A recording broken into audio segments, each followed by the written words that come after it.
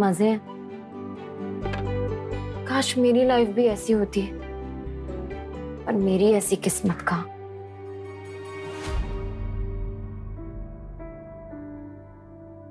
पता नहीं क्या सोचकर मेरी शादी पापा ने तुमसे करा दी,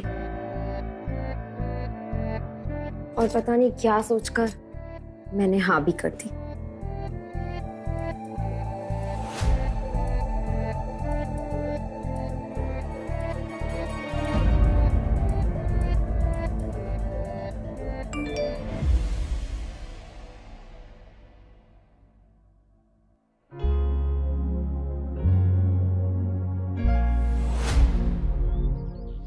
अहान रायजादा, ऐसा वजनदार नाम मानो इंडिया के टॉप बिजनेसमैन फैमिलीज में से किसी एक का वारिस हो।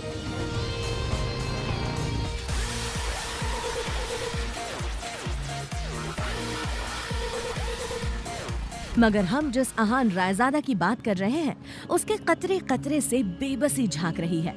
अहान एक करोड़पति बिजनेस फैमिली का दामाद तो जरूर है, मगर उसकी हालत पर घर के नौकर भी कहते थे, अरे वो घर जमाई, जाकर चुल्लू भर पानी में डूबकर मर जा।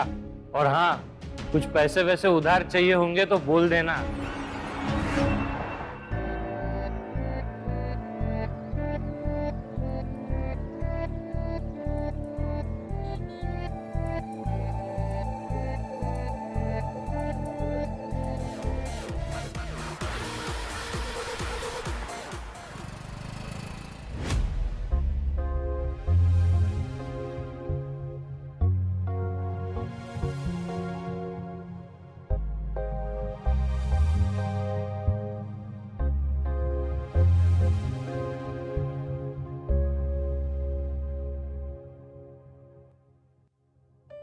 एक्सक्यूज मी,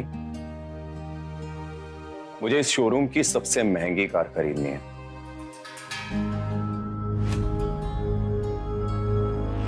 या श्योर मैम, जस्ट 2 मिनट। ओम, क्या कह रहा था? तुझे यहाँ की सबसे महंगी कार खरीदनी है? मजाक कर रहा है क्या?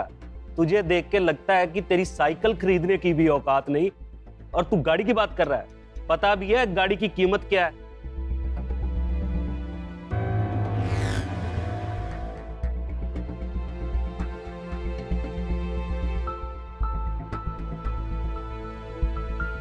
ये कार इस एड्रेस पे भेज देना।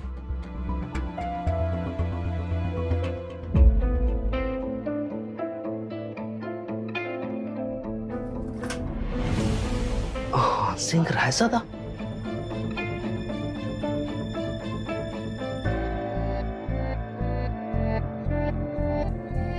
हाँ, सिंह रायजादा। सर आप यहाँ? आखिर पहचान ही गए तुम मुझे? हाँ, मैं हूं Ahaan Singh Raizada, Raizada group of companies का मालिक। आई एम सॉरी सर, मैंने पहले आपको पहचाना नहीं। आखिर कौन था ये अहान सिंह रायजादा, और क्यों वो इतनी सिंपल जिंदगी जी रहा था? क्या होगा जब शनाया को पता चलेगा अहान की सच्चाई का? आखिर क्यों करवाई शनाया के पापा ने अहान से उसकी शादी, और क्या वो जानते थे अहान की सच्चाई?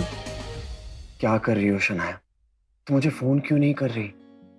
मैं बेसब्री से तुम्हारे फोन का वेट कर रहा हूं, लेकिन मुझे यकीन है सबसे पहले तुम मुझे फोन करके हैप्पी बर्थडे विश करोगी। देखा, मैंने कहा था ना, तुम जरूर फोन करोगी।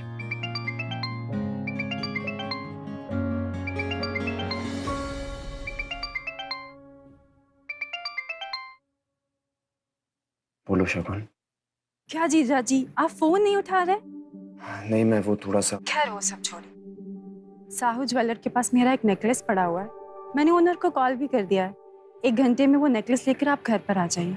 और हाँ, लेकिन शगुन, मुझे किसी जरूरी काम से बैंक जाना है, मैं नहीं कर पाऊंगा। मेरे प्यारे जीजा जी, ये बैंक वाला तेवर किसे दिखा रहे हैं आप?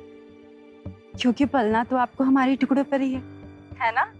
इसलिए आप ये बैंक वाली नौटंकी छोड़ दीजिए। और वो ज्वेलर आपको 30,000 रुपए भी देगा, उसमें से 1 रुपए भी गायब नहीं होना चाहिए। क्या कहा तुमने? शगुन, पहली बात तो मैंने जिंदगी में कभी चोरी नहीं की है, समझी? और दूसरी बात यह है कि अगर तुमको मुझ पे इतना डाउट है ना, तो अपने किसी सर्वेंट को भेज के करवा लो ना काम। मुझे क्यों फोन कर रही हो? प्यारे जीजू, आपको अभी तक ये बात समझ में नहीं आई क्या कि आपको इस घर में बहस करने की इजाजत नहीं है, इसलिए आपसे जितना कहा जाए बस उतना कीजिए। Okay, bye. मैंने कहा ना तुम्हें। मैं शगुन, हेलो। खैर, ऑफिस से आधे दिन की छुट्टी लेकर आहान ज्वेलर के यहाँ गया और फिर शगुन का नेकलेस लेकर घर आ गया। लेकिन यहाँ तो आहान के लिए एक नई मुसीबत इंतजार कर रही थी। यामिनी, तुम्हारे घर आते समय मेरे सैंडल का स्ट्रैप ही टूट गया। अब घर वापस कैसे जाऊंगी? अरे तुम टेंशन मत लो, पार्टी एंजॉय करो, मैं उसे ठीक करवा दूंगी किसी सर्वेंट को बोल के। नो वे, बहुत महंगे सैंडल है, सर्वेंट पर कैसे ट्रस्ट कर सकते हैं? सर्वेंट नहीं, सर्वेंट से थोड़ा ऊपर। अरे वो ठीक करा के लाएगा, तुम टेंशन मत लो। आहान, जरा इधर आना। आहान, इधर आओ।